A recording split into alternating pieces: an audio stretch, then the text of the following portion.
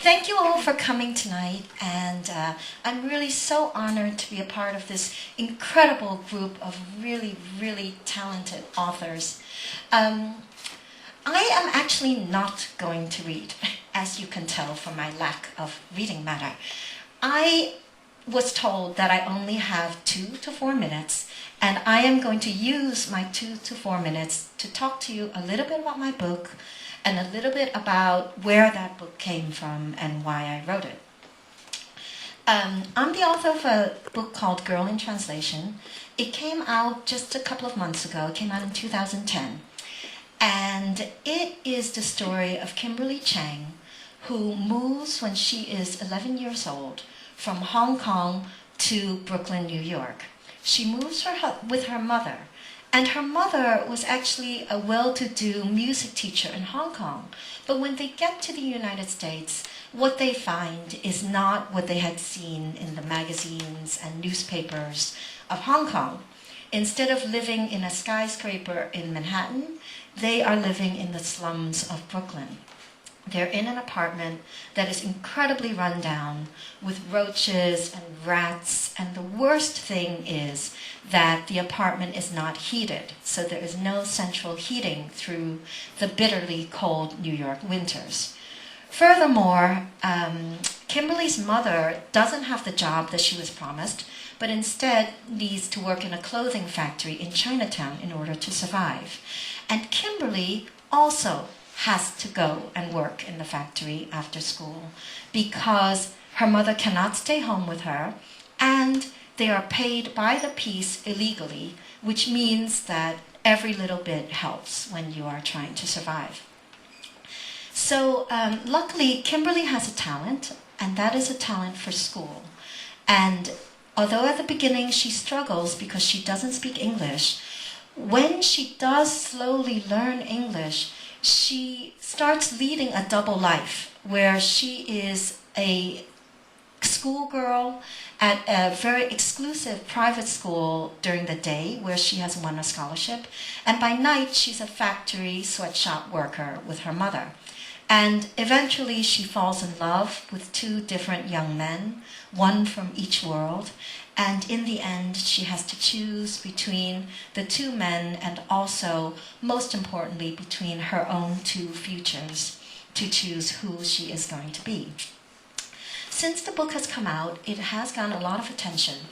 And the very first question I get asked by everyone is the one that I very naively thought no one would ever ask me, which is this based upon your own life? And, you know, it is obviously a novel, which means it is a work of fiction. However, I did write it hoping to talk about worlds that I had seen and experienced myself. So my family and I moved from Hong Kong to Brooklyn when I was 5 years old. So I was actually younger than Kimberly in the novel. And we were placed into an apartment that was exactly like the one in the novel. So all of the descriptions in the novel are true. And we didn't have any central heating either. And I remember that in the winters, where it can easily really be, you know, -5 Fahrenheit or -20 Celsius, the walls would just emanate this kind of cold back at you because we were the only people living in the apartment. So it got colder and colder. And we used to leave the oven door on day and night through the whole winters just to have any kind of heat, and especially because we often had to bring home work from the clothing factory, which was another part of the novel that is true.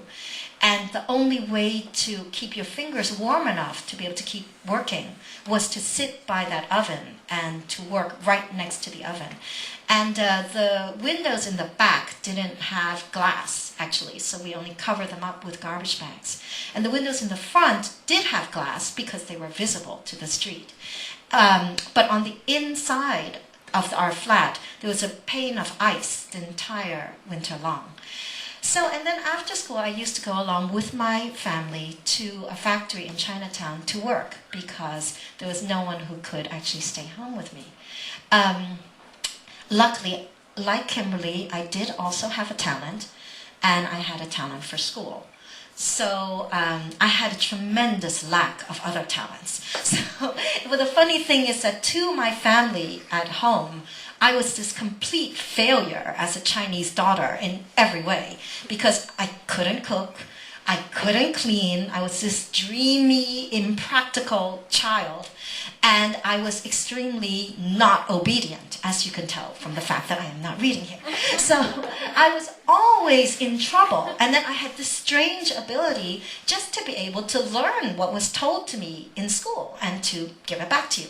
So this ability took me eventually to Harvard, and when I was accepted to Harvard, my family was thrilled, not because it is a prestigious university where I could get an excellent education, but they were thrilled because they would not have to find me a husband. Yes, that was clearly the one task that was going to be impossible for them. So in any case, to this day, they are sorry for my husband when they see him. They say, "Are you all right?" No, they do. Okay, so, but to conclude, what I would like to say is that I actually really wrote this book for my mother because, you know, some of you have read it, some of you haven't. But the mother-daughter relationship is really important in the novel. And when I was a child and growing up, I do remember that my mother never went to bed before I did. She was always sitting by that oven working on sacks of clothing until late into the night. And I'm happy to say that we did make it out of that situation, and she did have many happy years, but she did just pass away in October. So for me, it's especially meaningful to be invited to events like this and to be able to give readings and publicity. I'll be going on a national tour in the US in about a month, also for the paperback, and I'm coming back here, I heard, also for the paperback in June. But it has a personal meaning to me because I do feel like, you know, in a way that she lives on in the novel, and it's my hope that when people read the novel, they'll say, well, the next time I see a foreigner who looks funny and has weird bags and can't even speak English, that they might think, oh, that could be a person who in her own language and culture is a very articulate, wise, funny person, just like Kimberly Chang's mother. Thank you very much.